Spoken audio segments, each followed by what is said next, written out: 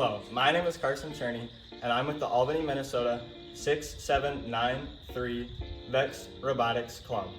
VEX Robotics is a yearly challenge in which teams are tasked with building a robot to compete in a 2v2 points-based game. Before we get too far into the game and the robots, let's hear a bit about the members. Hello, and welcome to the Stearns County 4-H Robotics Club. My name is Oliver. My name is Candace. My name is Cole. I'm Carson. My name is Bryce. My name is Braden. VEX Robotics is composed of many groups and affiliations. Some include schools, Boy Scouts, Girl Scouts, and 4-H clubs. We are a 4-H club composed of two teams, 6793B, the Big Shots, and 6793C, C-Bots. Let's take a look at what we need to do to make these robots. We use a combination of pre-cut C-channel and other various parts to make our robots. Let's learn how a match is played. A match consists of 4 robots, 2 per alliance. The match takes 2 minutes, and the first 15 seconds of the match are robots' autonomous period. An autonomous period is when the robots get controlled with no driver input, and they have been pre-programmed. Then the next 40-minute and 45 seconds is for driver control period, where the driver takes a controller and drives the robot around the match. The matches we compete in are held in tournaments, which are held in Minnesota. This past year's game goal was for spinning rollers and for shooting discs into the high road. Another thing about this was shooting endgame at the last 10 seconds. Now that we've learned a little bit on how the game is played and how the robots are made, let's actually see both of the team's robots.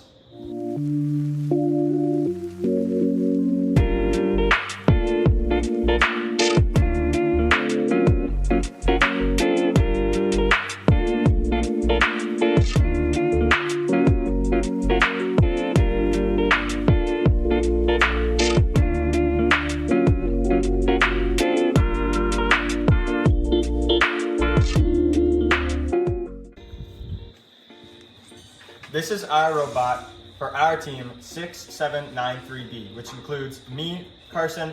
I mostly do a lot of the building. Me, I'm Bryce, and I am the main driver of the team. And I'm Braden. I'm the main programmer of the team. One thing on our robot that's pretty important is the fact that we have 4 mechanism wheels arranged in a square. And what this allows us to do is have the unique ability to be able to rotate anywhere on a 360-degree amount. Most robots will have just very simple wheels, similar to like a regular car wheels, where they have to go forward, and then if they wanted to have to turn, they'd have to turn and then go forward again, whereas we can go in any direction however we want. Our team also has a unique catapult on it, which is this function right here. What this does is it uses a slip gear on this 36-tooth gear, which is powered by this 12-tooth gear, which goes up to this 84-tooth gear. What this allows us to do is when this spins, this will also spin. But when these teeth hit the slip in the slip gear, when it's down, it's able to fly up and launch at very high speeds. For our intake, we use 2 motors to power 4 levels of wheels. The first 3 we use to intake discs, and for the last one, we use it to spin rollers. Hi, we're the 6793C. I'm Candace, and I'm the engineering notebook specialist on our team. Hi, my name is Cole, and I'm the coder of the team. Hi, I'm Oliver. I'm the builder, designer, and driver for the team. So we're going to start with an overview of our robot. So first part we're going to take in is the intake system. So the intake runs on 6 flex wheels that bring the discs all the way up into our tray for our flywheel. And this also runs our roller system, which spins our roller colors. And we have 2 pneumatic pistons, which release these 6 strings that shoot across the field for our end game. Our flywheel is consisted of 2 600 RPM motors that power a very small gear that makes the flywheel spin very fast. That shoots our discs. But actually what shoots our discs is underneath the robot, and this is called our indexer. Our indexer is actually up in the tray. It brings discs from bottom of the tray into the flywheel, like so. It does it very fast and efficiently, so we can unload our 3 discs extremely fast. One cool thing about our robot is that our brain, so we have our flywheel temp, our indexer, our shooter and our drivetrain temp. It has every single motor.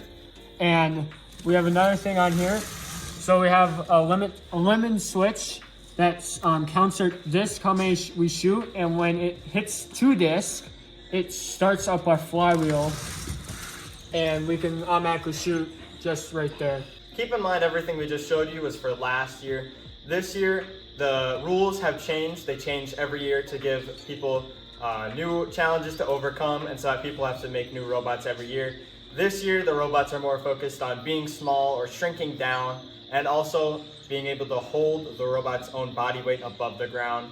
If you wanted to see more on this year's rules, you can see the video on that, the official video in the description. But otherwise, thank you for watching.